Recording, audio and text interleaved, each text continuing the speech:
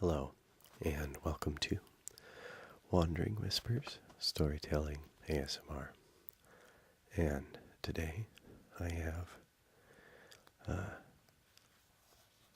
a story that I'm going to be reading to you called Alice's Adventures in Wonderland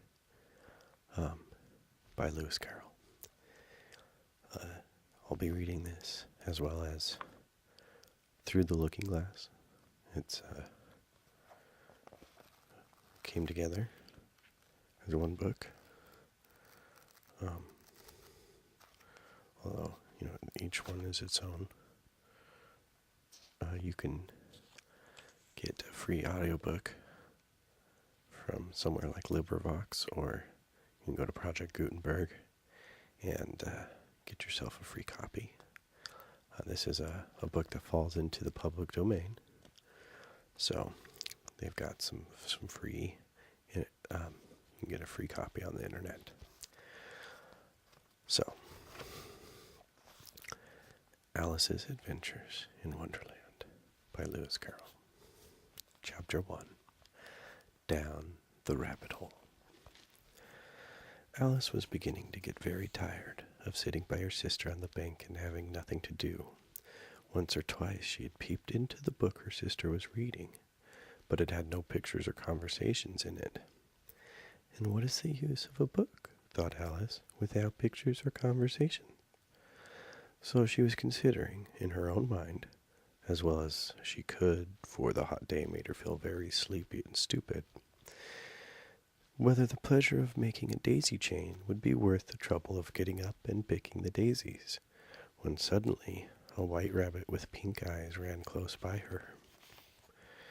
There was nothing so very remarkable in that, nor did Alice think it so very much out of the way to hear the rabbit say to itself, oh dear, I shall be too late."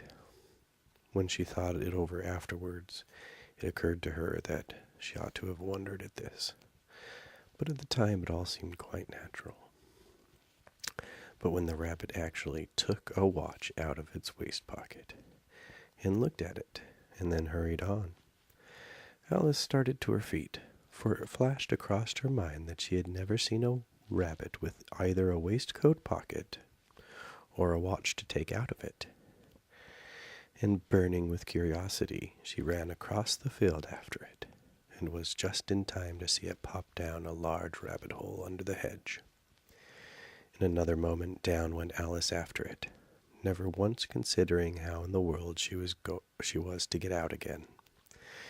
The rabbit hole went straight on like a tunnel for some way, and then dipped suddenly down, so suddenly that Alice had not a moment to think about stopping herself before she found herself falling down what seemed to be a very deep well. Either the well was very deep, or she fell very slowly, for she had plenty of time as she went down to look about her, and to wonder what was going to happen next. First she tried to look down and make out what she was coming to, but it was too dark to see anything. Then she looked at the sides of the well, and noticed that they had filled with cupboards and bookshelves, and here and there she saw maps and pictures hung upon pegs. She took down a jar from one of the shelves as she passed. It was labeled orange marmalade, but to her great disappointment it was empty. She did not like to drop the jar for fear of killing somebody underneath, so managed to put it into one of the cupboards as she fell past it. Well, thought Alice to herself, after such a fall as this, I shall think nothing of tumbling downstairs. How brave they'll all think of me at home. I shouldn't say anything about it, even if I fell off the top of the house, which was very likely true. Down, down, down. Would the fall never come to an end? I wonder how many miles I've fallen by this time, she said aloud. I must be getting somewhere near the center of the earth. Let me see. That would be 4,000 miles down, I think. For, you see, Alice had learned several things of this sort in her lessons in the schoolroom, And though this was not a very good opportunity for showing off her knowledge, as there was no one to listen to her, still it was a good practice to say it over. Yes, that's about the right distance. But then I wonder what latitude or longitude I've got to. Alice had not the slightest idea what latitude was, or longitude either, but she thought they were nice, grand words to say. Presently she began again. I wonder if I shall fall right through the earth. How funny it'll seem to come out among the people that walk with their heads downwards. The antipathies, I think. She was rather glad there was no one listening this time, as it didn't sound at all right. It didn't sound at all the right word. But I shall have to ask them what name of the country is, you know. Please, ma'am, is this New Zealand or Australia?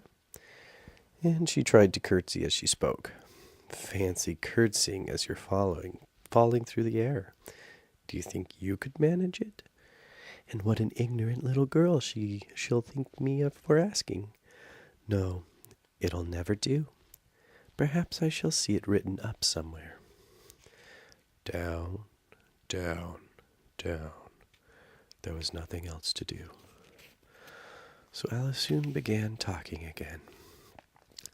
Dinah'll miss me very much tonight, I should think. Dinah was the cat. I hope they'll remember her saucer of milk at tea time. Dinah, my dear, I wish you were down here with me. There are no mice in the air. I'm afraid, but you might catch a bat, and that's very like a mouse, you know. But do cats eat pats? I wonder. And here Alice began to get rather sleepy. Went on saying to herself in a dreamy sort of way, do cats eat bats? Do cats eat bats? And sometimes do bats eat cats? For you see, she couldn't answer either question, and it didn't matter much which way she put it. She felt that she was dozing off, and had just begun to dream that she was walking hand in hand with Dinah, and was saying to her very earnestly, Now, Dinah, tell me the truth. Did you ever eat a bat? When suddenly, thump, thump, down she came upon a heap of sticks and dry leaves, and the fall was over. Alice was not a bit hurt, and she jumped up on her feet in a moment. She looked up, but it was all dark overhead. Before her was another long passage, and the white rabbit was still in sight, hurrying down it. There was not a moment to be lost. Away went Alice like the wind, and was just in time to hear it say, as it turned a corner, Oh, my ears and whiskers, how late it's getting. She was close behind it when she turned the corner, but the rabbit was no longer to be seen. She found herself in a long, low hall, which was lit by a row of lamps hanging from the roof. There were doors all around the hall, but they were all locked, and when Alice had been all the way down one side and up the other, trying every door, she walked sadly down the middle, wondering how she was ever to get out again. Suddenly she came upon a three-legged table, all made of solid glass. There was nothing on it but a tiny golden key, and Alice's first idea was that this might belong to one of the doors of the hall. But alas, either the locks were too large or the key was too small, but at any rate, it would not open any of them. However, on the second time around, she came upon a low curtain she had not noticed before, and behind it was a little door about 15 inches high. She tried the little golden key in the lock, and to her great delight it fitted. Alice opened the door and found that it led into a small passage, not much larger than a rat hole. She knelt down and looked along the passage into the loveliest garden you ever saw. She longed to get out of the dark hall and wander about among those beds of bright flowers and those cool fountains, but she could not even get her head through the doorway. And even if my head would go through, thought poor Alice, it would be of very little use without my shoulders. Oh, how I wish I could shut up like a telescope. I think I could if I only knew how to begin. For you see, so many out-of-the-way things had happened lately that Alice had begun to think that very few things indeed were really impossible. There seemed to be no use in waiting by the little door, so she went back to the table, half hoping she might find another key on it, or at any rate a book of rules for shutting people up like telescopes. This time she found a little bottle on it, which certainly was not here before, said Alice, and tied around the neck of the bottle was a paper label with the words, "Drink me," beautifully printed on it in large letters. It was all very well to say, "Drink me," but the wise little Alice was not going to do that in a hurry. "No, I'll look first," she said, "and see whether it's marked poison or not." For she had read several nice little stories about children who had got burnt and eaten up by wild beasts and other unpleasant things, all because they would not remember the simple rules their friends had taught them, such as that a red-hot poker will burn you if you hold on to it too long, and that if you cut your finger very deeply with a knife, it usually bleeds. And she had never forgotten that if you drink much from a bottle marked poison, it is almost certain to disagree with you sooner or later.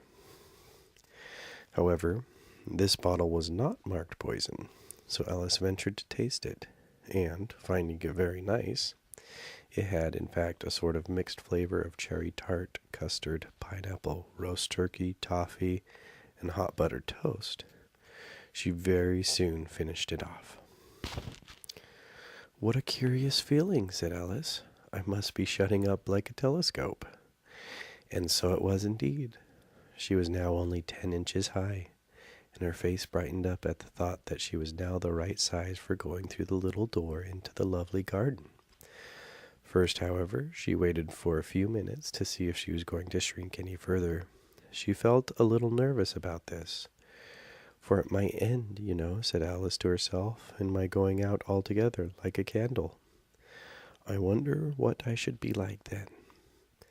She tried to fancy what the flame of a candle looks like after a candle is blown out, for she could not remember ever having seen such a thing.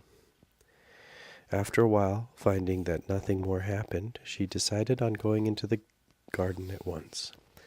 But alas, for poor Alice, when she got to the door, she found she had forgotten the little golden key. And when she went back to the table for it, she found she could not possibly reach it. She could see it quite plainly through the glass, and she tried her best to climb up one of the legs of the table, but it was too slippery. And when she had tired herself out with trying, the poor little thing sat down and cried. "Come, there's no use in crying like that," said Alice to herself rather sharply. "I advise you to leave off this minute." She generally gave herself very good advice, though she very seldom followed it, and sometimes she scolded herself so severely as to bring tears into her eyes. And once she remembered trying to box her own ears for having cheated herself in a game of croquet she was playing against herself, for this curious child was very fond of pretending to be two people. "But it's no use," thought poor Alice, "to pretend to be two people. Why, there's hardly enough of me left to make one respectable person." Soon her eye fell on a little glass box that was lying under the table. She opened it and found in a very small cake, on which the words "Eat me" were beautifully marked in currants. "Well, I'll eat it," said Alice, "and if it makes me grow larger, I can reach the key. And if it makes me grow smaller, I can creep under the door, so either way I'll get into the garden, and I don't care which happens." She ate a little bit, and said anxiously to herself, "Which way, which way?" Holding her hand on top of her head to feel which way it was growing, she was quite surprised to see that she remained the same size. To be sure, this is what generally happens when one eats cake. But Alice had got so much into the way of expecting nothing but out-of-the-way things to happen, that it seemed quite dull and stupid for life to go on in the common way. So she set to work and very soon finished off the cake. That's the end of chapter 1. Just going to get a little sip of water here.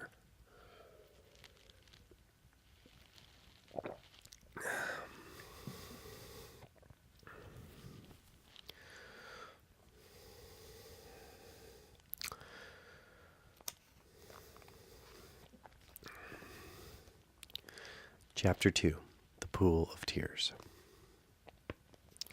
"Curiouser and curiouser," cried Alice. She was so much surprised that for the moment she quite forgot how to speak good. Quite forgot how to speak good English. "Now I'm opening out like the largest telescope that ever was. Goodbye, feet." For when she looked down at her feet, they seemed to be almost out of sight. They were getting so far off. "Oh, my poor little feet. I wonder who will put on your shoes and stockings for you now, dears. I'm sure I shan't be able to, and I shall be a great deal too far off to trouble myself about you. You must manage the best way you can. But I must be kind to them," thought Alice, "or perhaps they won't walk the way I want to go. Let me see. I'll give them a new pair of boots every Christmas." Alice said she went on planning to herself how she would manage it. They must go by carrier, she thought. And how funny it'll seem sending presents to one's own feet, and how odd the directions will look. "Alice's right foot, Esquire, hearthrug, near the fender, with Alice's love." Oh dear, what nonsense am I talking? Just at this moment her head struck against the roof of the hall. In fact, she was now rather more than 9 feet high, and she at once took up the little golden key and hurried off to the garden door. Poor Alice! It was as much as she could do lying down on one side to look through into the garden with one eye, but to get through was more hopeless than ever. She sat down and began to cry again. "You ought to be ashamed of yourself," said Alice. "A great girl like you," she might as well say this, "to go on crying in this way. Stop this moment, I tell you." But she went on all the same, shedding gallons of tears until there was a large pool around her, about 4 inches deep and reaching half down the hall. After a time she heard a little pattering of feet in the distance, and she hastily dried her eyes to see what was coming. It was the white rabbit, returning splendidly dressed, with a pair of white kid gloves in one hand and a large fan in the other. He came trotting along in a great hurry, muttering to himself as he came, "Oh, the Duchess, the Duchess, oh, won't she be savage if I have kept her waiting." Alice felt so desperate that she was ready to ask help of any one.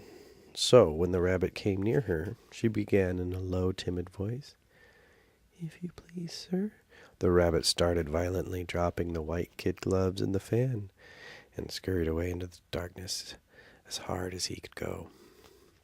Alice took up the fan and gloves, and as the hall was very hot, she kept fanning herself all the time she went on talking. "Dear, dear, how queer everything is today. And yesterday things went on just as usual. I wonder if I've changed in the night. Let me think. Was I the same when I got up this morning? I almost think I can remember feeling a little different. But if I'm not the same, the next question is, who in the world am I? Ah, that's the great puzzle." She began thinking over all the children she knew that were of the same age as herself, to see if she could have been changed for any of them. "I'm sure I'm not Ada," she said, "for her hair goes in such long ringlets, and mine doesn't go in ringlets at all. And I'm sure I can't be Mabel, for I know all sorts of things, and she knows such very little. Besides, she, and I'm I, and oh dear, how puzzling it all is. I'll try if I know all the things I used to know. Let me see. 4 times 5 is 12, and 4 times 6 is 13, And 4 times 7 is... Oh dear, I shall never get to 20 at that rate. However, the multiplication table doesn't signify. Let's try geography. London is the capital of Paris, and Paris is the capital of Rome, and Rome... No, that's all wrong. I'm certain. I must have been changed for Mabel. I'll try and say, how doth the little... And she crossed her hands on her lap as if she were saying lessons, and began to repeat, but her voice sounded hoarse and strange, and the words did not come out the same as they used to. How doth the little crocodile improve his shining tail, and pour the waters of the Nile on every golden scale? How cheerfully he seems to grin, and neatly spread his claws, and welcome little fishes in with gently smiling jaws. I'm sure those are not the right words, said poor Alice, and her eyes filled with tears as she went on. I must be Mabel after all, and I shall not have to go live in the poky little house, and have next to no toys to play with, and oh, ever so many lessons to learn. No, I've made up my mind about it. If I'm Mabel, I'll stay down here. It'll be no use their putting their heads down and saying, come up again, dear. I shall only look up and say, who am I then? Tell me that first, and then if I like being that person, I'll come up.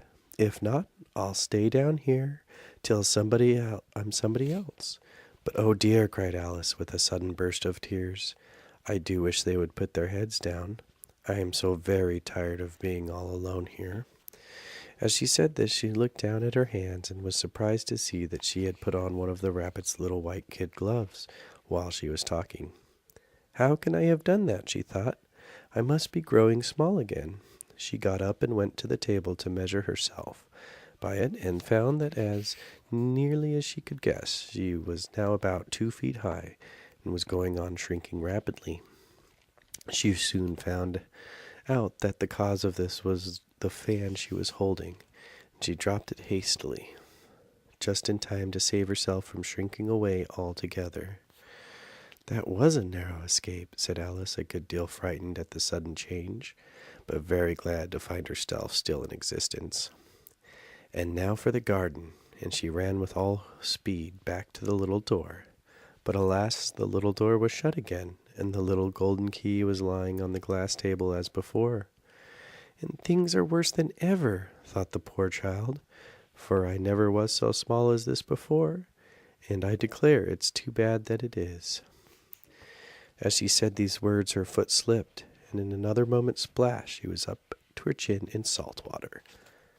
Her first idea was that she had somehow fallen into the sea, and in that case I can go by railway, she said to herself. Alice had been to the seaside once in her life, and had come to the general conclusion that wherever you go on the England coast, you find a number of bathing machines in the sea, some children digging in the sand with wooden spades, and then a row of lodging houses, and behind them a railway station.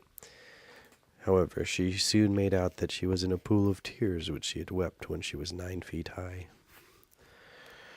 I wish I hadn't cried so much, said Alice, as she swam about, trying to find her way out. I shall be punished for it, now, I suppose, by being drowned in my own tears. That will be a queer thing, to be sure. However, everything is queer today. Just then she heard something splashing about in a pool a little way off, and she swam near to make out what it was. At first she thought it must be a walrus or a hippopotamus, but then she remembered how small she was, and she soon made out that it was only a mouse that had slipped in like herself. Would it be of any use now, thought Alice, to speak to this mouse? Everything is so out of the way down here that I should think very likely it can talk at any rate. There's no harm in trying.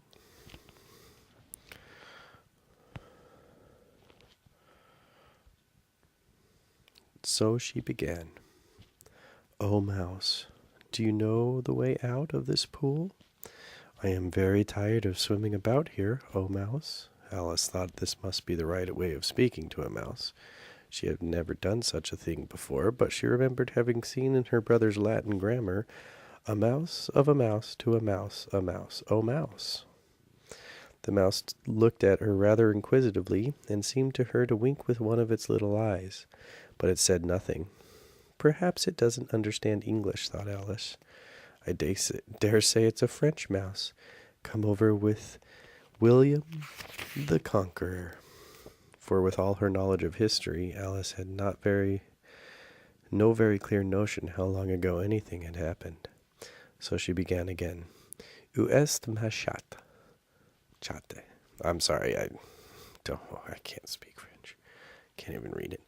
Which was the first sentence in her French lesson book. The mouse gave a sudden leap out of the water and seemed to quiver all over with affright. "Oh, I beg your pardon," cried Alice hastily, afraid that she had hurt the poor animal's feelings. "I quite forgot you didn't like cats." "Not like cats?" cried the mouse in a shrill, passionate voice. Would you like cats if you were me?" "Well, perhaps not," said Alice in a soothing tone. "Don't be angry about it. And yet I wish I could show you our cat Dinah. I think you'd take a fancy to cats if you could only see her. She is such a dear, quiet thing," Alice went on, half to herself, as she swam lazily about in the pool. "And she sits purring so nicely by the fire, licking her paws and washing her face. And she is such a nice, soft thing to nurse. And she's such a capital one for catching mice." "Oh, I beg your pardon," cried Alice again, for this time the mouse was bristling all over, and she felt certain it must be really offended. "We won't talk about her any more if you'd rather not." "We indeed," cried the mouse, who was trembling down to the end of its tail. "As if I would talk on such a subject. Our family always hated cats. Nasty, low, vulgar things. Don't let me hear the name again." "I won't indeed," said Alice, in a great hurry to change the subject of the conversation. Are you fond of dogs?" The mouse did not answer, so Alice went on eagerly. "There is such a nice little dog near our house. I should like to show you. A little bright-eyed terrier, you know, with such long curly brown hair. And it'll fetch things when you throw them. And it'll sit up and beg for its dinner. And all sorts of things. I can't remember half of them. And it belongs to a farmer, you know, and he says it's so useful it's worth £100. He says it kills all the rats and—" "Oh dear!" cried Alice in a sorrowful tone. "I'm afraid I've offended again," for the mouse was swimming away from her as hard as it could go, and making quite a commotion in the pool as it went. So she called softly after it, "Mouse dear, do come back again, and we won't talk about cats or dogs either, if you don't like them."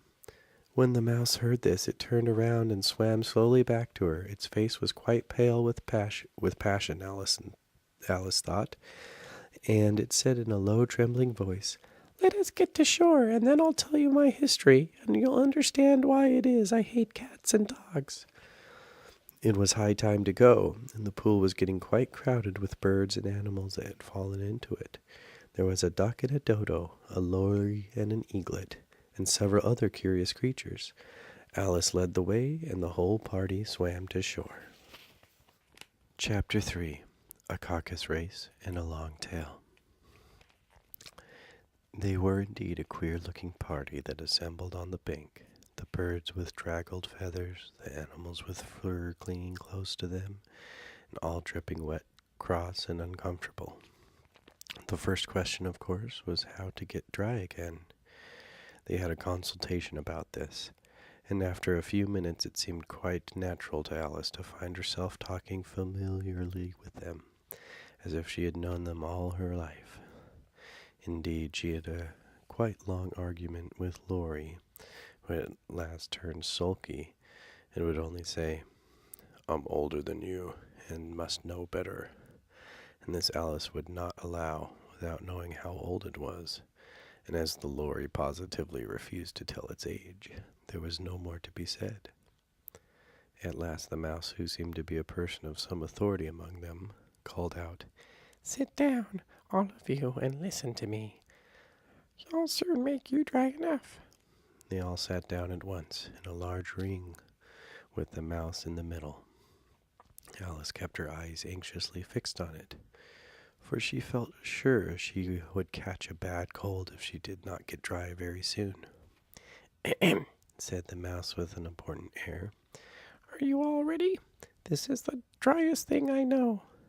Silence all around, if you please.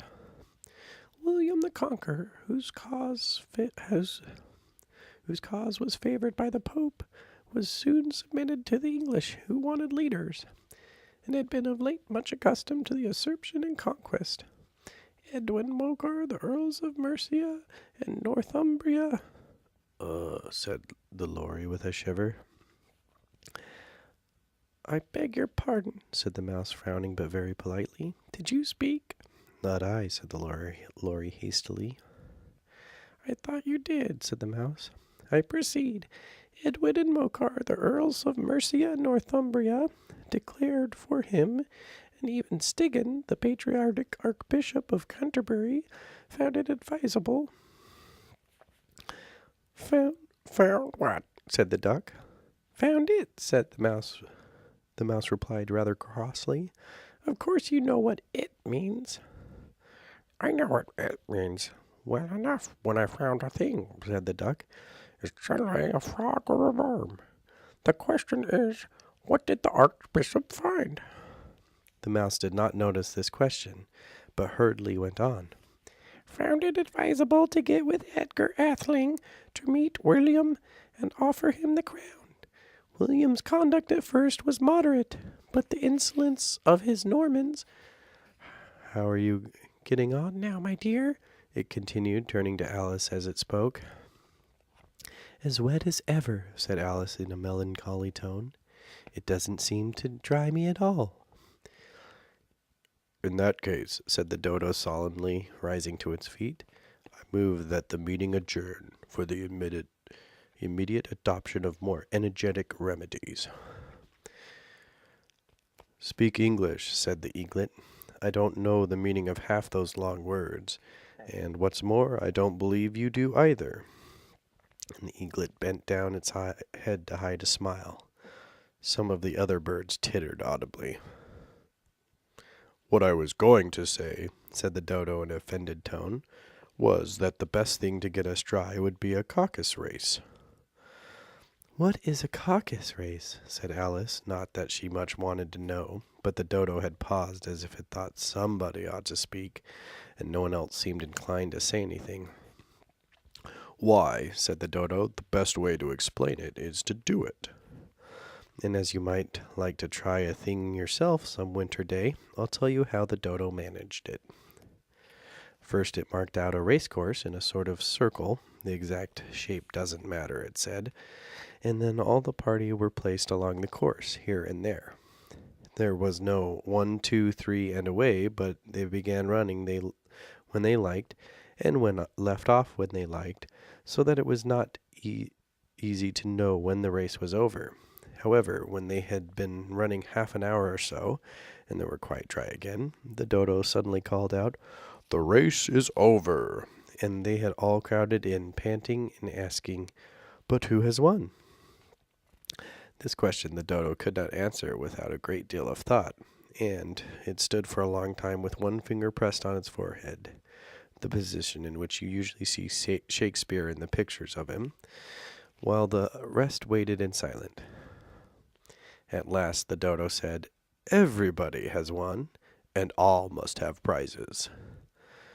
"But who is to give the prizes?" quite a chorus of voices asked. "Why, she, of course," said the dodo, pointing to Alice with one finger, and the whole party at once crowded around her, calling out in a confused way, "Prizes? Prizes?" Alice had no idea what to do, and in despair she put her hand in her pocket and pulled out a box of comfits. Luckily the salt water had not got into it, and handed them round as prizes. There was exactly one apiece all around. "But she must have a prize herself, you know," said the mouse. Of course, the dodo replied gravely. What else have you got in your pocket? It went on, turning to Alice. Only a thimble, said Alice sadly. Hand it over, said the dodo. Then they all crowded around once more, while the dodo solemnly presented the symbol, saying, We beg your acceptance of this elegant thimble. And when it had finished this short speech, they all cheered. Alice thought the whole thing very absurd, but they all looked so grave that she did not dare laugh. And as she could not think of anything to say, she simply bowed and took the thimble, looking as solemn as she could. The next thing was to eat the comfits. This caused some noise and confusion, as the large birds complained that they could not taste theirs, and the small ones choked and had to be patted on the back.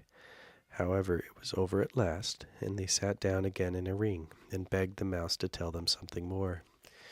You promised to tell me history, you know, said Alice.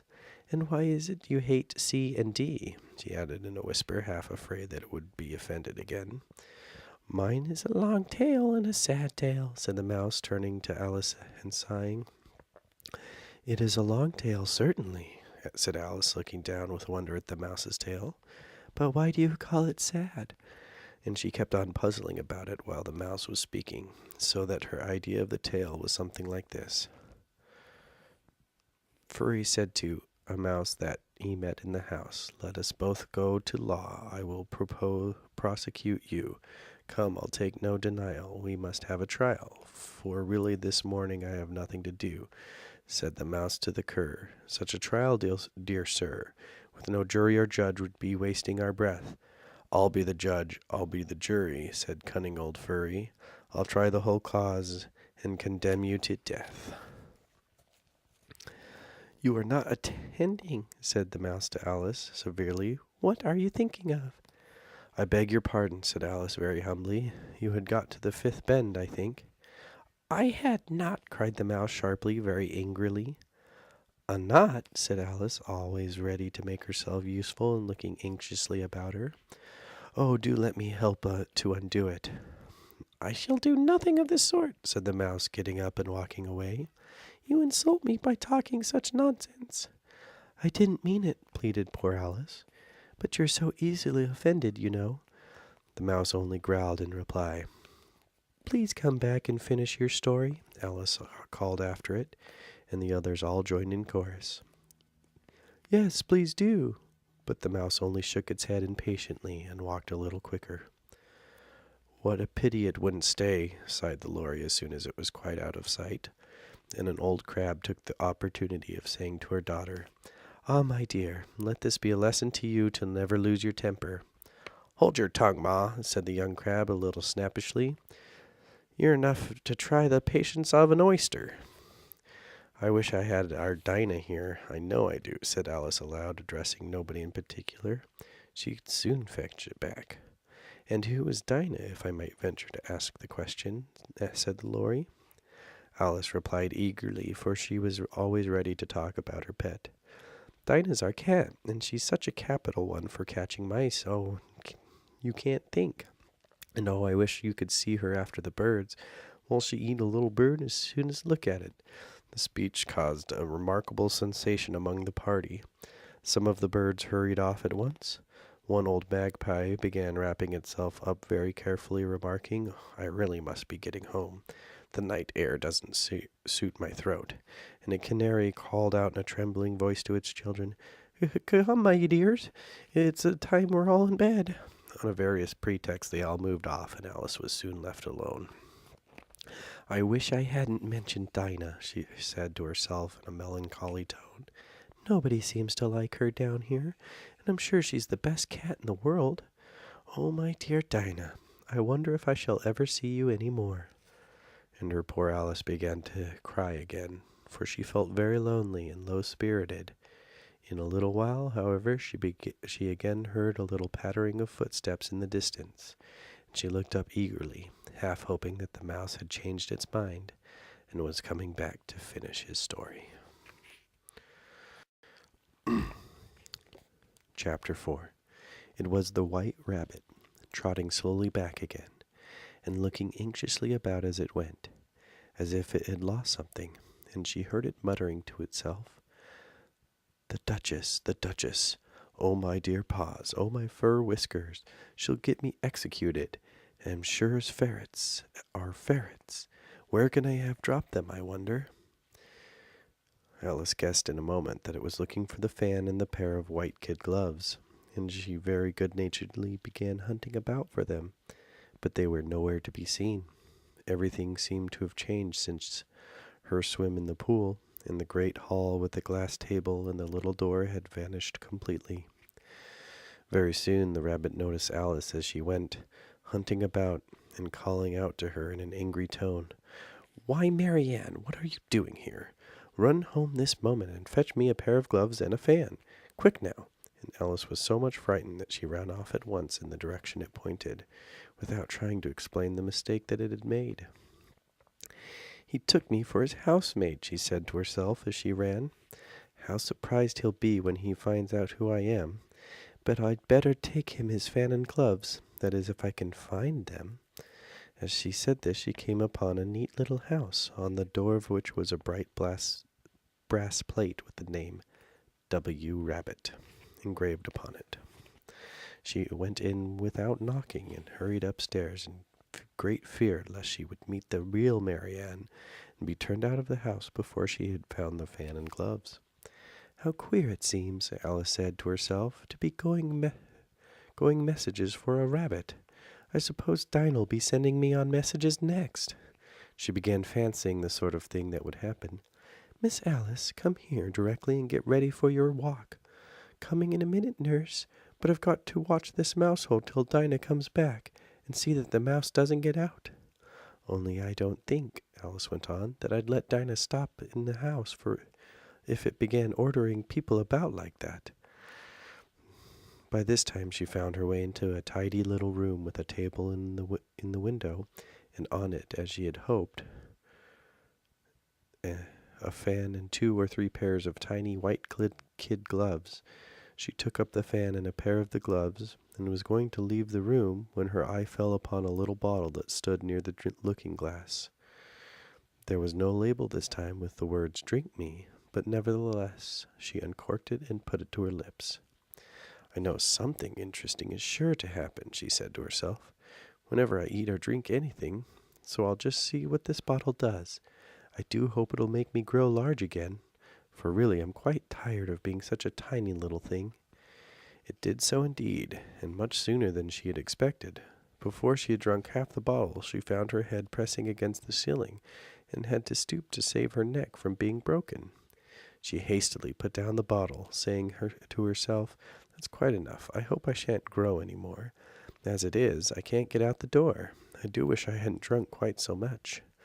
Alas, it was too late to wish that. She went on growing, and very soon had to kneel down on the floor. In another minute there was not even room for this, and she tried the effect of laying down with one elbow against the door, the other arm curled around her head. Still she went on growing, and as a last resource, she put on one arm out of the window and one foot up the chimney, and said to herself, "Now I can do no more, whatever happens. What will become of me?" Luckily for Alice, the little magic bottle had now had its full effect, and she grew no larger. Still, it was very uncomfortable, and as there seemed to be no sort of chance of her ever getting out of the room again, no wonder she felt unhappy.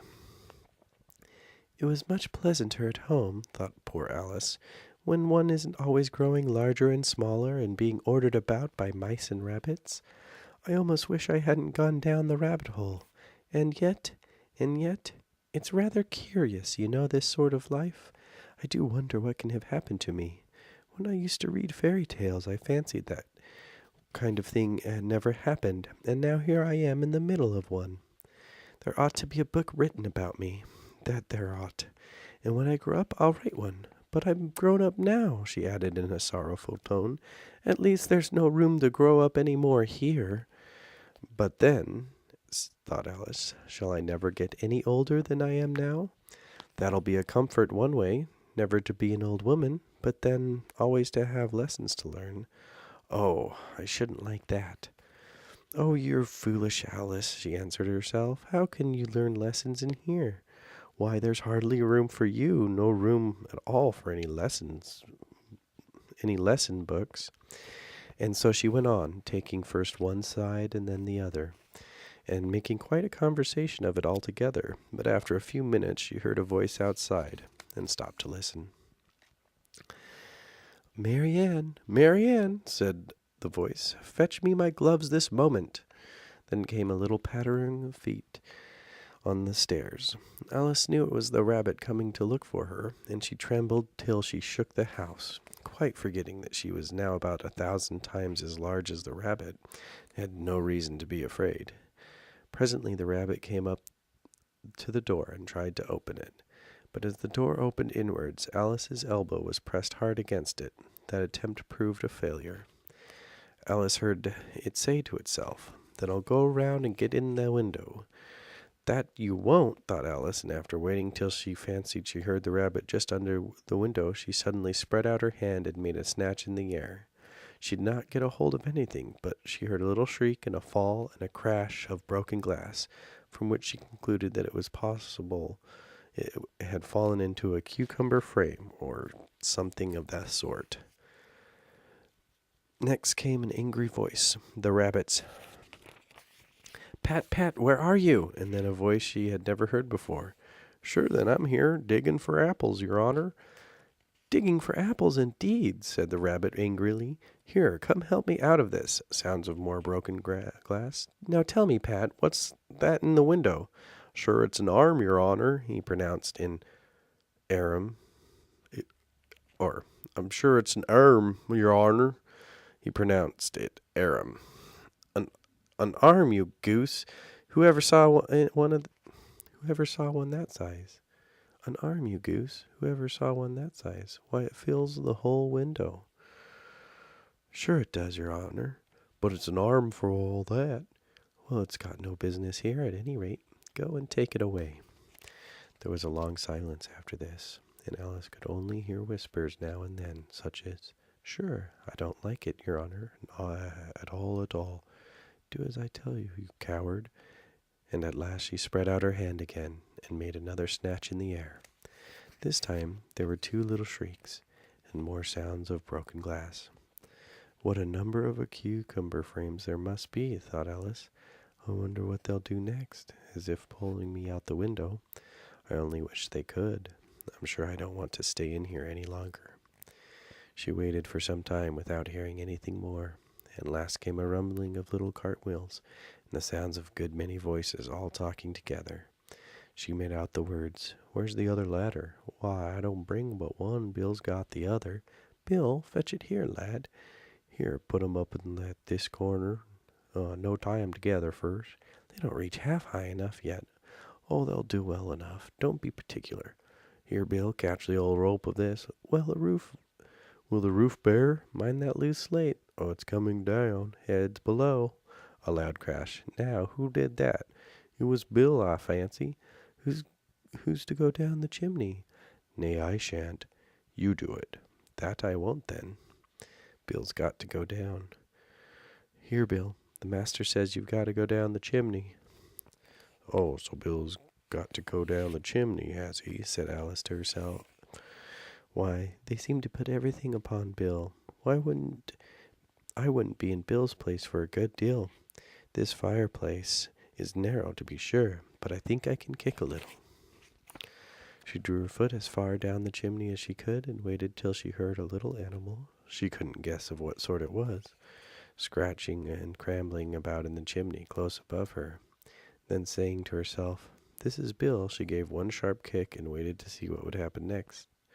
The first thing she heard was a general chorus of, "There goes Bill," when the rabbit's voice alone, "Catch him, you by the ledge," and then silence, and then another confusion of voices.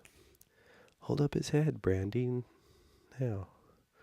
"Oh, hold up his head, Brandy, now. Don't choke him. How was it, old fellow? What happened to you? Tell us about it." Last came a little feeble squeaking voice. "That's Bill," thought Alice. "Well, I hardly would know. No more, thank ye. I'm better now, but I'm a deal flustered to tell you. All I know is that something comes out at me like Jack-in-the-Box, and up I goes like a skyrocket. So you did, old fellow, said the others. We must burn the house down, said the rabbit's voice, and Alice called out as loud as she could, If you do, I'll set Dinah at you. There was dead silence instantly, and Alice thought to herself, I wonder what they will do next. If they had any sense, they'd take the roof off. After a minute or two, they began moving about again, and Alice heard the rabbit say, A barrelful will do, to begin with. A barrel full of what? Thought Alice, but she had not long to doubt, for the next moment, and some of them hit her in the face. Oh, sorry. A barrel full of what? Thought Alice, but she had not long to doubt, for the next moment a shower of little pebbles came rattling in at the window, and some of them hit her in the face. I'll put a stop to this, she thought to herself, and shouted out, You better not do that again, which produced another dead silence. Alice noticed with some surprise that the pebbles were all turning into little cakes as they lay on the floor. A bright idea came into her head. I'll eat one of these cakes, as she thought. It's sure to make some change in my size. And as it is, I can't possibly make me any larger. It must make me smaller, I suppose. So she swallowed one of the cakes and was delighted to find that she began shrinking directly. As soon as she was small enough to get through the door, she ran out of the house and found quite a crowd of little animals and birds waiting outside. The poor lizard Bill was in the middle of being held up by 2 guinea pigs, who were giving it something out of a bottle. They all made a rush at Alice the moment she appeared, but she ran off as hard as she could, and she soon found herself safe in a thick wood. The first thing I've got to do, said Alice to herself as she wandered about in the wood, is to grow to my right size again, and the second thing is to find my way to the lovely garden. I think that will be the best plan. It sounded an excellent plan, no doubt, and very neatly and simply arranged. The only difficulty was that she had not the smallest idea how to set about it, and while she was peering about anxiously among the trees, a little sharp bark just over her head made her look up in a great hurry. An enormous puppy was looking down at her with large round eyes, and feebly stretching out one paw, trying to touch her. Poor little thing, said Alice in a coaxing tone, and she tried hard to whistle to it, but she was terribly frightened all the time at the thought that it might be hungry, in which case it would very likely eat her up in spite of all her coaxing. Hardly knowing what she did, she picked up a little bit of stick and held it out to the puppy, whereupon the puppy jumped into the air off all of its feet at once, and with a yelp of delight, and rushed at the stick and made believe to worry it. And then Alice dodged behind a great thistle to keep herself from being run over. And the moment she appeared on the other side, the puppy made another rush at the stick and tumbled head over heels in its hurry to get a hold of it. Then Alice, thinking it was very like having a game of play with a cart horse, and expecting every moment to be trampled under its feet, ran around the thistle again. Then the puppy began a series of short charges at the stick, running very little way forwards each time and a long way back, and barking hoarsely all the while, till at last it sat down a good way off, panting, with its tongue hanging out of its mouth, and its great eyes half shut. This seemed to Alice a good opportunity for making her escape, so she set off at once, and ran till she was quite tired and out of breath, until the puppy's bark sounded quite faint in the distance. And yet what a dear little puppy it was, said Alice, as she leant against a buttercup to rest herself, and fanned herself with one of the leaves. I should have liked teaching tricks very much if I'd only been the right size to do it.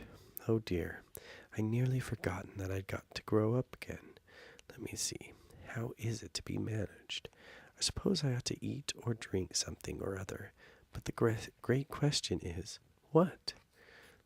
The great question certainly was what. Alice looked all around her at the flowers and the blades of grass, but she could not see anything that looked the right thing to eat or drink under the circumstances. There's a large mushroom growing near her, about the same height as herself, and when she had looked under it, on both sides of it, and behind it, it occurred to her she might as well look to see what was on top of it. She stretched herself up on tiptoe and peeped over the edge of the mushroom.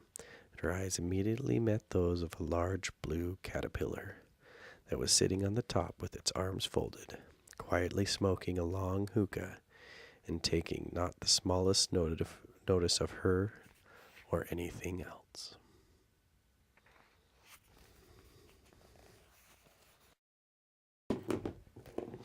A quick note before this chapter. Since the caterpillar is smoking a hookah, I've decided that I was going to try it. I've tried it once or twice before. From what I understand, it's flavored tobacco, so make sure I'm not advocating for anyone to smoke tobacco. People can make their own decisions. My suggestion would be to know what the health risks are, know what you're doing, and then make a decision as an individual.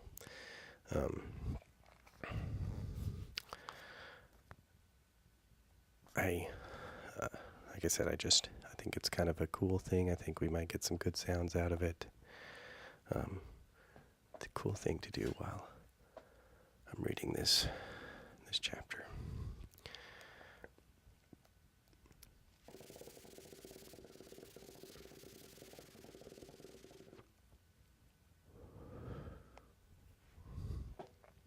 Chapter 5.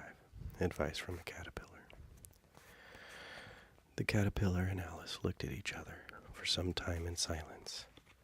At last the caterpillar took the hookah out of its mouth and addressed her in a languid, sleepy voice.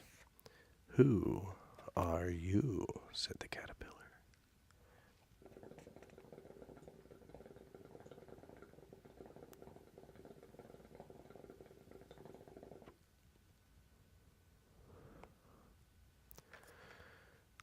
This was not an encouraging opening for a conversation.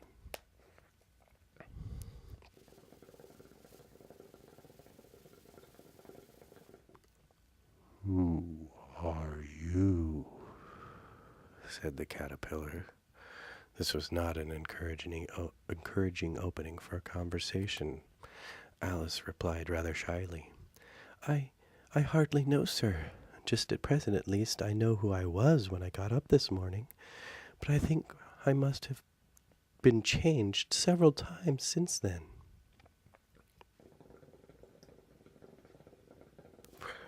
"What do you mean by that?" said the caterpillar sternly. "Explain yourself." "I can't explain myself, I'm afraid, sir," said Alice, "because I'm not myself, you see." "I don't see," said the caterpillar. "I'm afraid I can't put it more clearly," Alice replied, very politely, "for I can't understand it myself, to begin with. And being so many different sizes in a day is so very confusing." "It isn't," said the caterpillar.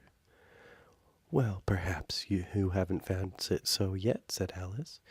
"But when you have to turn into a chrysalis, you will some day know, and then after that into a butterfly. I should think you'll feel it a little queer, won't you?"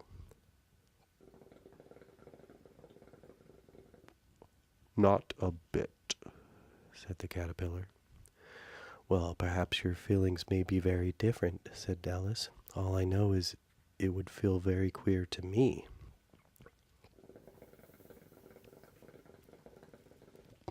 "You," said the caterpillar contemptuously. "Who are you?" Which brought them back again to the beginning of the conversation. Alice felt a little irritated at the caterpillars making such very short remarks, and she drew herself up and said very gravely, "I think you ought to tell me who you are first."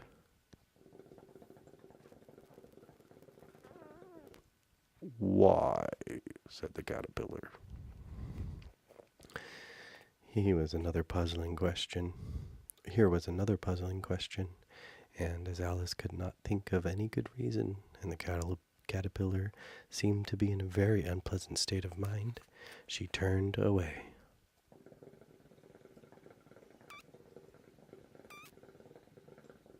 "Come back," the caterpillar called after her. "I have something important to say." This sounded promising. Certainly Alice turned and came back again. "Keep your temper," said the caterpillar. Is that all? Said Alice, swallowing down her anger as well as she could. "No," said the caterpillar. Alice thought she might as well wait, as she had nothing else to do, and perhaps after all it might tell her something worth hearing. For some minutes it puffed away without speaking, but at last it unfolded its arms, took the hookah out of its mouth again, and said,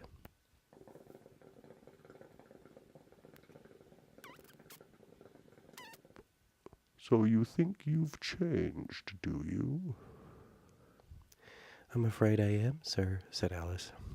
I can't remember things as I used, and I don't keep the same size for 10 minutes together.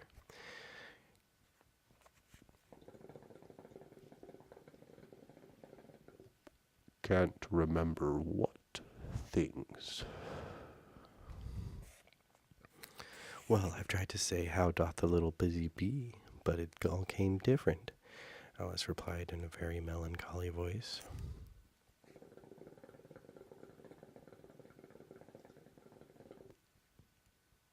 "Repeat, you are old, Father William," said the caterpillar.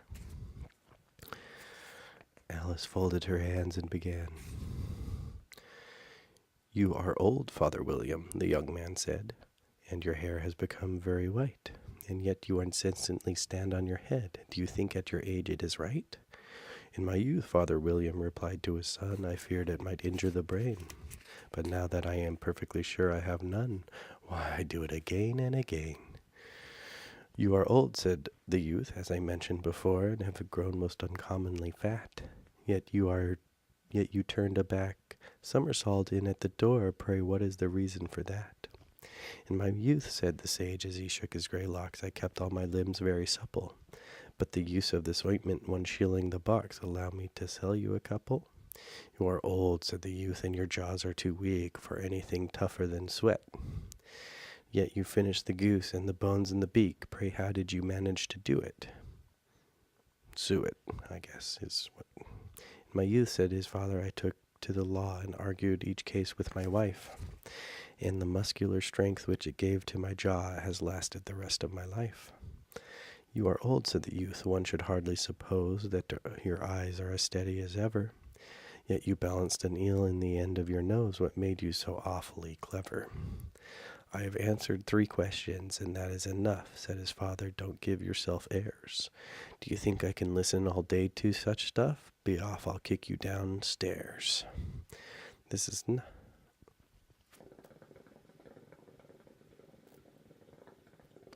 That is not said right, said the caterpillar. Not quite right, I'm afraid, said Alice timidly. Some of the words have got altered.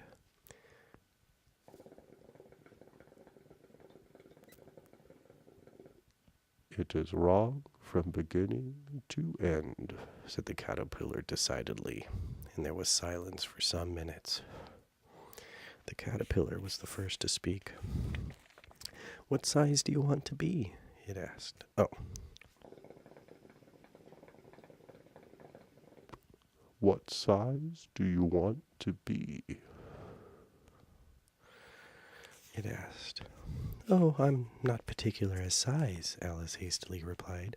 Only one doesn't like changing so often, you know.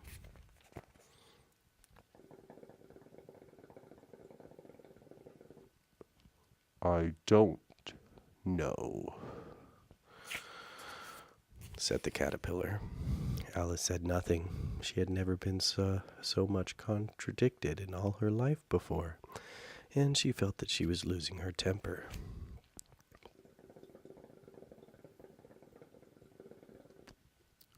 Are you content now?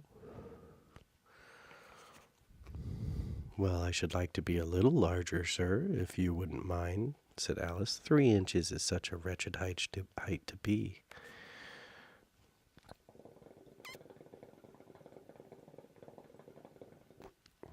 It is a very good height indeed, said the caterpillar angrily, rearing itself upright as it spoke.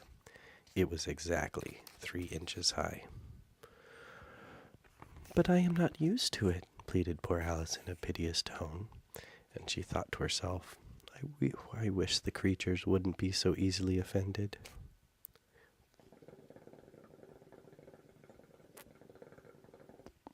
You'll get used to it in time, said the caterpillar, and it put the hookah into its mouth and began smoking again.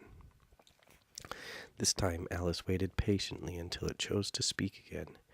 In a minute or two, the caterpillar took the hookah out of its mouth and yawned once or twice and shook itself. Then it got down off the mushroom and crawled away into the grass, merely remarking as it went,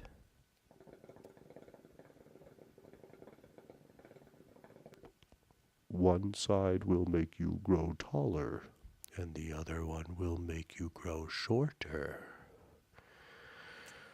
One side of what? The other side of what? Thought Alice to herself.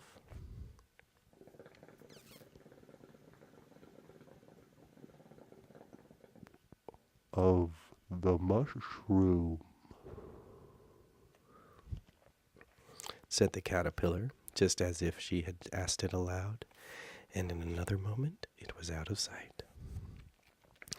Alice remained looking thoughtfully at the mushroom for a minute, trying to make out which were the 2 sides of it, as it was perfectly round. She found this a very difficult question.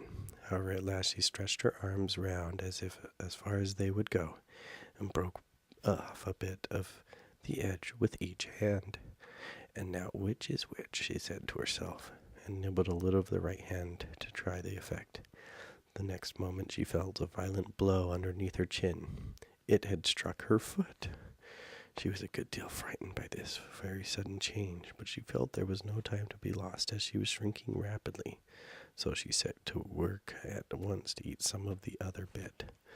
Her chin was pressed so closely against her foot that there was hardly room to open her mouth, but she did it at last and managed to swallow a morsel of left-hand bit. "Come, my head's free at last," said Alice in a tone of delight, which changed into alarm in another moment when she found that her shoulders were nowhere to be found. All she could see when she looked down was an immense length of neck, which seemed to rise like a stalk out of a sea of green leaves that lay far below her. "What can all that green stuff be?" said Alice, "and where have my shoulders got to? And oh, my poor hands, how is it I can't see you?" She was moving them about as she spoke, but no result seemed to follow, except a little shaking among the distant green leaves. As there seemed to be no chance of getting her hands up to her head, she tried to get her head down to them, and was delighted to find that her neck would bend easily in any direction, like a serpent. She had just succeeded in curving it down into a graceful zigzag, and was going to dive in among the leaves, which she found to be nothing but the tops of the trees under which she had been wandering, when a sharp hiss made her draw back in a hurry. A large pigeon had flown into her face, and was beating her violently with its wings. "Serpent!" screamed the pigeon. "I am not a serpent," said Alice indignantly. "Let me alone." "Serpent, I say again," repeated the pigeon in more subdued tone, and added with a kind of sob, "I've tried every way, but nothing seems to suit them." "I haven't the least idea what you're talking about," said Alice. "I've tried the roots of trees, I've tried bigs, and I've tried hedges," said the pigeon without attending to her. "But those serpents, there's no pleasing them." Alice was more and more puzzled, but she thought there was no use in saying anything more till the pigeon had finished. "As if it wasn't trouble enough hatching the eggs," said the pigeon. "But I must be on the lookout for serpents night and day. Why, I haven't had a wink of sleep these 3 weeks." "I'm very sorry you've been annoyed," said Alice, who was beginning to see its meaning. "And just as I'd taken the highest tree in the wood," continued the pigeon, raising its voice to a shriek, "and just as I was thinking I should be free of them at last, they must come wriggling down from the sky. Ah, serpent!" "But I'm not a serpent, I tell you," said Alice. I'm a... "Well, what are you?" said the pigeon. "I can see you're trying to invent something." I'm a little girl," said Alice, rather doubtfully, as she remembered the number of changes she had gone through that day. "A likely story, indeed," said the pigeon in a tone of deepest contempt. "I've seen a good many little girls in my time, but never one with such a neck as that. No, you're a serpent, and there's no use denying it. I suppose you'll be telling me next that you've never tasted an egg." "I have tasted eggs, certainly," said Alice, who was a very truthful child. "But little girls eat eggs quite as much as serpents do, you know." "I don't believe it," said the pigeon. "But if they do, then they're kind of serpent. That's all I can say." This was such a new idea to Alice that she was quite silent for a minute or two, which gave the pigeon the opportunity of adding, "You're looking for eggs, I know it. That well enough. And what does it matter to me whether you're a little girl or a serpent?" "It matters a good deal to me," said Alice hastily, "but I'm not looking for eggs, as it happens, and if I was, I shouldn't want yours. I don't like them raw." "Well, be off then," said the pigeon in a sulky tone as it settled down again into its nest. Alice crouched down among the trees as well as she could, for her neck kept getting entangled with the branches, and every now and then she had to stop and untwist it. After a while she remembered that she held the pieces of the mushroom in her hands, and she set to work very carefully nibbling at the first one and then at the other, and growing sometimes taller and sometimes shorter, until she had succeeded in bringing herself down to her usual height. It was so long since she had been anything near the right size that it felt quite strange at first. But she got used to it in a few minutes and began talking to herself as usual. "Come, there's half my plan done now. How puzzling all these changes are. I'm never sure what I'm going to be from one minute to another. However, I've got back to my right size. The next thing is to get into the beautiful garden. How is that to be done, I wonder?" As she said this, she came suddenly upon an open place, with a little house in it about 4 feet high. "Whoever lives there," thought Alice, "it'll never do to come upon them this size. Why, I should frighten them out of their wits." So she began nibbling at the right hand bit again, and did not venture to go near the house till she brought herself down to 9 inches high.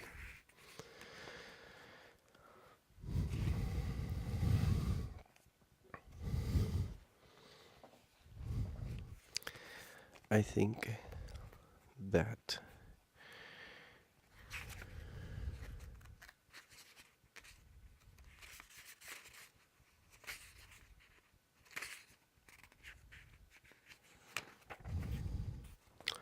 Chapter 6.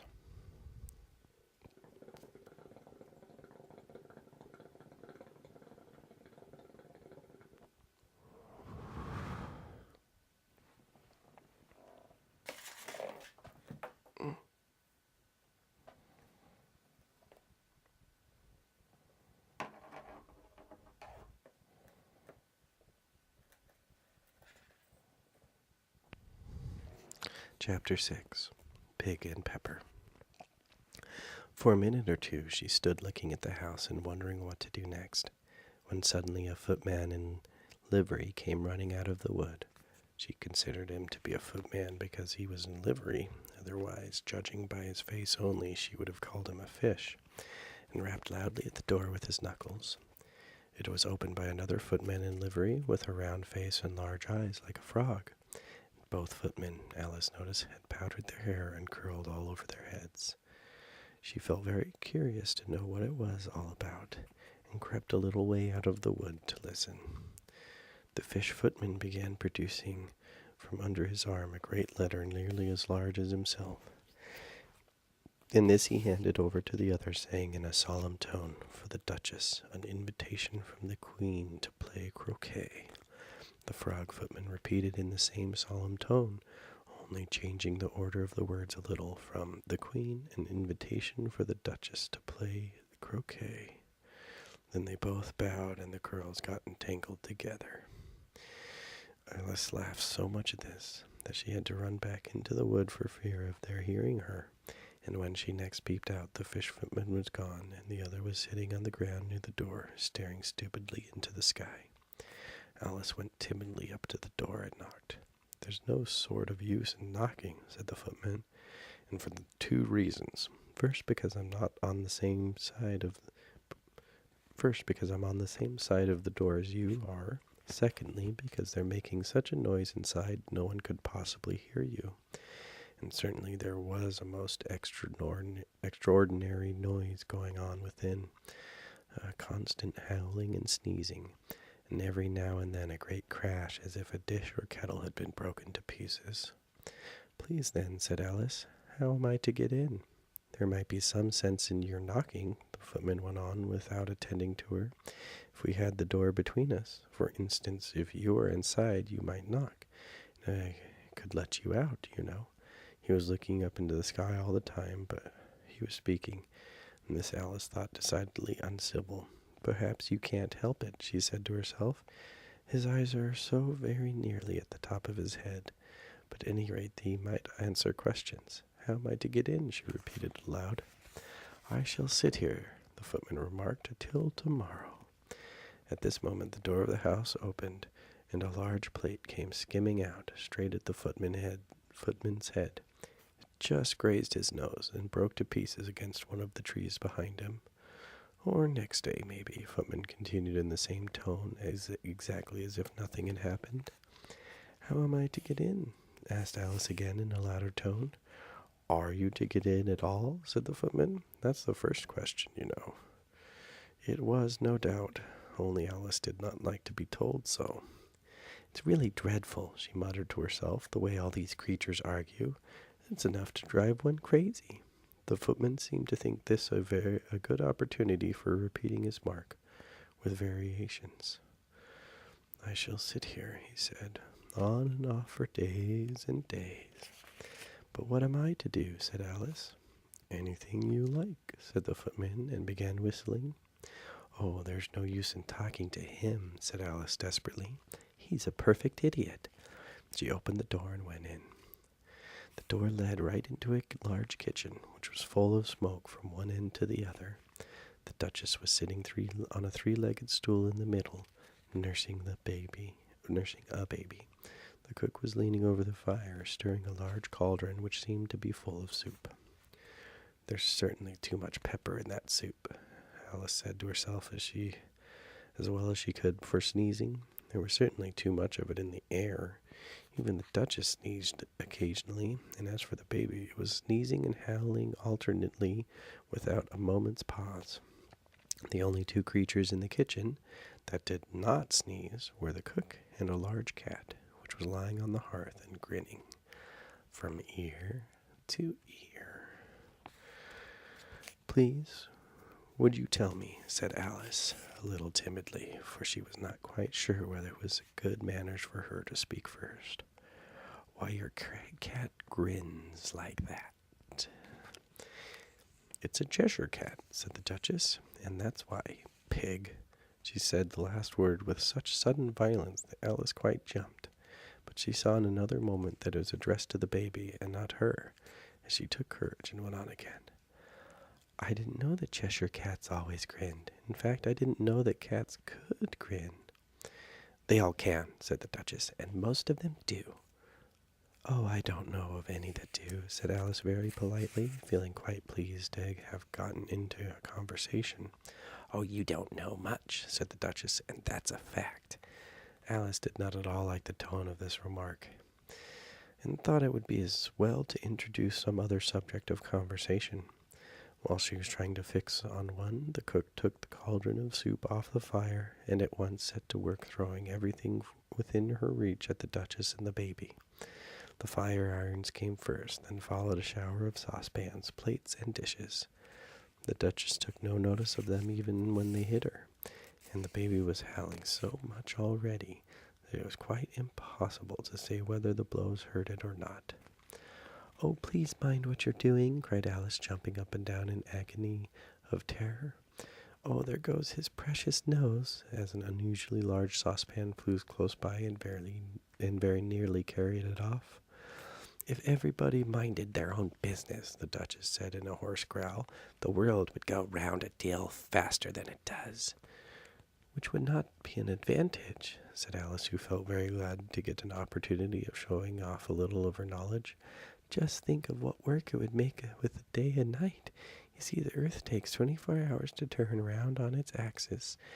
"Talking of axes," said the Duchess, "chop off her head." Alice glanced rather anxiously at the cook to see if she meant to take the hint, but the cook was busily stirring the soup and seemed not to be listening as she went on again. 24 hours, I think, or is it 12? "Oh, don't bother me," said the Duchess. "Never could abide figures." And with that she began nursing her child again, singing a sort of lullaby to it as she did so, giving it a violent shake at the end of every line. "Speak roughly to your little boy and beat him when he sneezes. He only does it to annoy because he knows it teases." In which the cook and the baby joined in. "Wow, wow, wow, wow." While the Duchess sang the second verse of the song, she kept tossing the baby violently up and down, and the poor little thing howled so that Alice could hardly hear the words. "I speak severely to my boy. I beat him when he sneezes, for when he can thoroughly enjoy the pepper when he pleases." Chorus. Wow, wow, wow, wow. "Here, you may nurse a bit if you like," the Duchess said to Alice, flinging the baby at her as she spoke. "I must go and get ready to play croquet with the Queen." She hurried out of the room. The cook threw a frying pan after her as she went, but it just missed her. Alice caught the baby with some difficulty, as it was a queer-shaped little creature, and held out its arms and legs in all directions, just like a starfish, thought Alice. The poor little thing was snorting like a steam engine when she caught it, and kept doubling itself up and straightening itself out again, so that altogether, for the first minute or two, it was as much as she could to hold it. As soon as she had made out the proper way of nursing it, which was to twist it up into a sort of knot and then keep tight hold of its right ear and left foot so as to prevent its undoing itself, she carried it out into the open air. "If I don't take this child away with me," thought Alice, "they're sure to kill it in a day or two. Wouldn't it be murder to leave it behind?" She said the last words out loud, and the little thing grunted in reply. It left off sneezing by this time. "Don't grunt," said Alice. "That's not at all the proper way of expressing yourself." The baby grunted again, and Alice looked at it very anxiously and its face to see what its matter was. There could be no doubt that it had a very turn-up nose, which much more like a snout than a real nose. Also, its eyes were getting extremely small for a baby. Altogether, Alice did not like the look of the thing at all. Perhaps it was only snobbing, she thought, and looked into its eyes again to see if there were any tears. There were no tears. "If you're going to turn into a pig, my dear," said Alice seriously, "I'll have nothing more to do with you. Mind now." The poor little thing sobbed again, or grunted. It was impossible to say which. They went on for some while in silence. Alice was beginning to think to herself, "Now, what am I to do with this creature when I get it home?" When it grunted again so violently that she looked down into its face in some alarm. This time there could be no mistake about it. It was neither more nor less than a pig, and she felt that it would be quite absurd for her to carry it any further. So she set the little creature down and felt quite relieved to see it trot away quietly into the wood. If it had grown up, she said to herself, it would have made a dreadfully ugly child. But it makes rather handsome pig, I think. And she began thinking over the children who knew what to do very well as pigs, and was just saying to herself, If one only knew the right way to change them. When she was a little startled by seeing the Cheshire Cat sitting on a bough of a tree a few yards off. The cat only grinned when it saw Alice. It looked good-natured, as she thought. Still, it had very long claws and a great many teeth, so she felt that it ought to be treated with respect. Cheshire Puss, she began rather timidly, as she did not at all know whether it would like the name. However, it only grinned a little wider. Come, it's pleased so far, thought Alice, and she went on. Would you tell me, please, which way I ought to go from here? That depends on a good deal on where you want to get, said the cat. I don't much care where, said Alice. Then it doesn't matter which way you go, said the cat. So long as I get somewhere, Alice added as an explanation. Oh, you're sure to do that, said the cat, if you only walk long enough. Alice felt this could not be denied, so she tried another question. What sort of people live about here? In that direction, said the cat, waving his right paw around, lives a hatter. And in that direction, waving the other paw, lives a March hare. Visit either you like. They're both mad. But I don't want to go among mad people, Alice remarked. Oh, you can't help that, said the cat. We're all mad here. I'm mad. You're mad. How do I know I'm mad? Said Alice. You must be, said the cat, or you wouldn't have come here.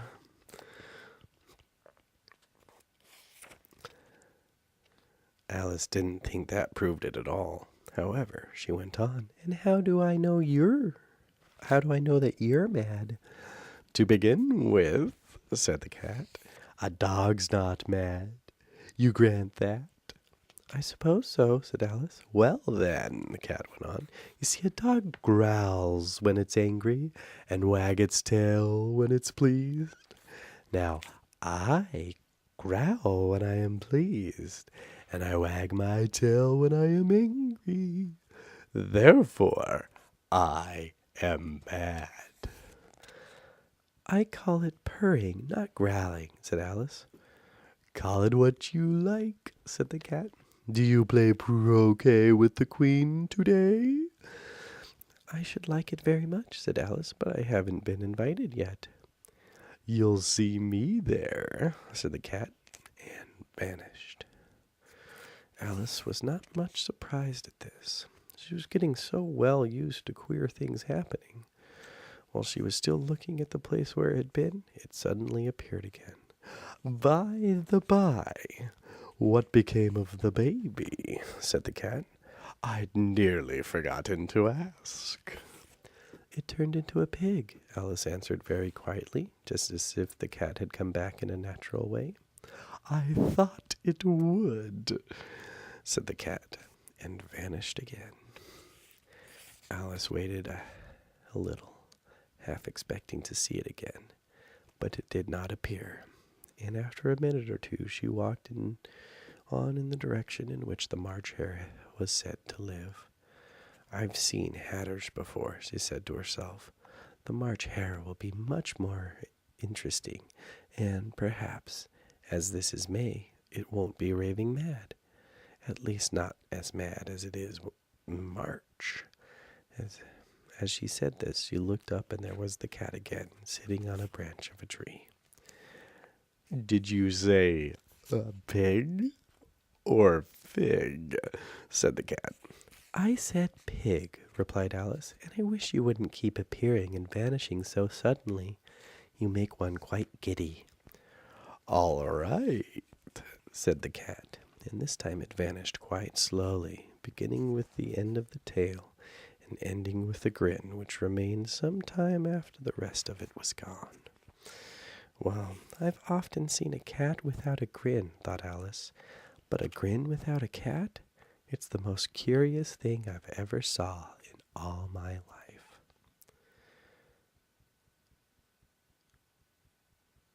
She had not gone much further before she came in sight of the house of the March Hare. She thought it must be the right house, because the chimneys were shaped like ears and the roof was thatched with fur. It was a large house that she did not like to go near till she had nibbled some more of the left-hand bit of mushroom and raised herself to about 2 feet high. Even then she walked up towards it rather timidly, saying to herself, "I suppose it should be raving mad after all. I almost wish I'd gone to see the Hatter instead."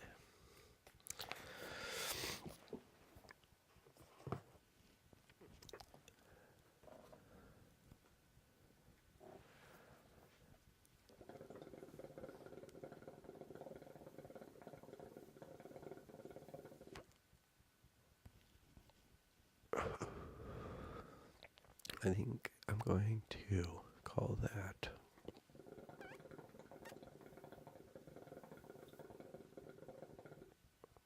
Good. on the first installment of Alice in Wonderland.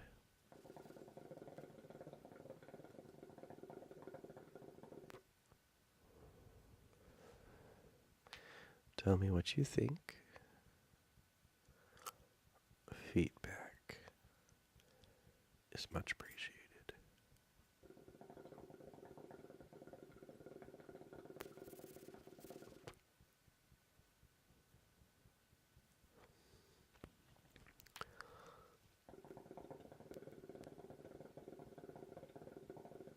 I'm not very good at blowing smoke rings. Although I just use this trick when I want to do it.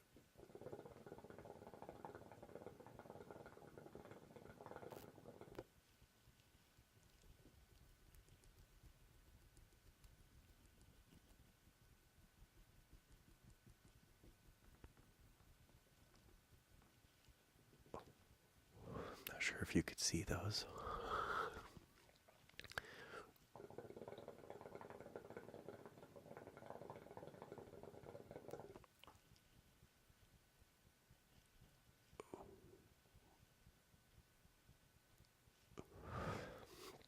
Yeah, I'm no good at it.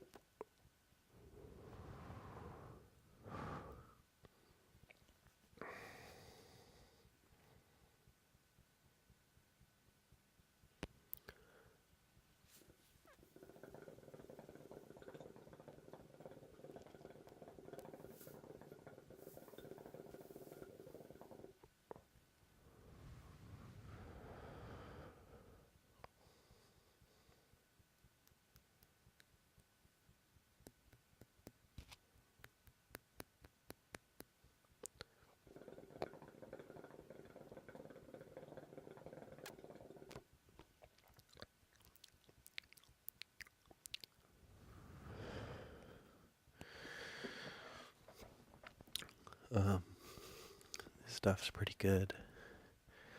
Let's see, I just basically ordered the cheapest stuff. from Amazon. I don't know what I'm gonna do with all this shisha. I guess I'll have a few more smoking videos. Probably give it to one of my family members. Although I guess only one of them would even use it, so I guess I can give it to her.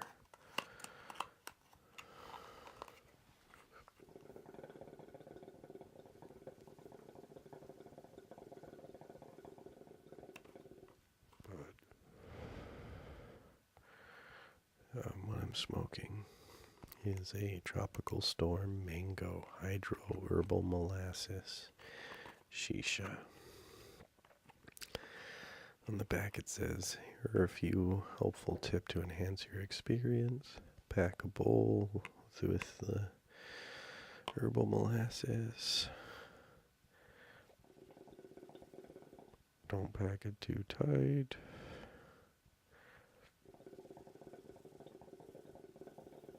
There should be room between the foil screen and the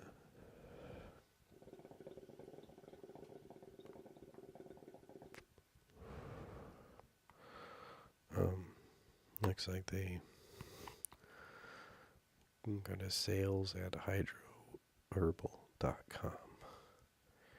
Made in the USA.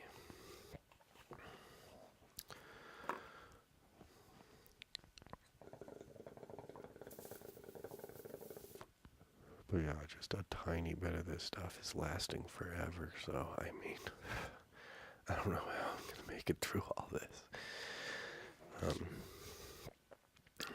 I mean, I literally just bought it for the caterpillar, so I could smoke it while I was talking for the caterpillar, so I don't know, maybe I'll do a binaural smoking video and then we'll figure out something to do with this.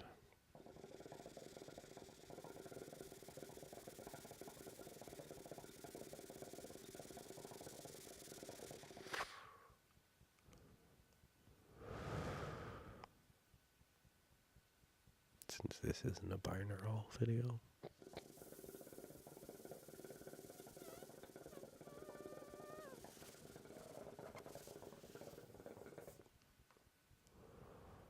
Alright, well, thank you guys.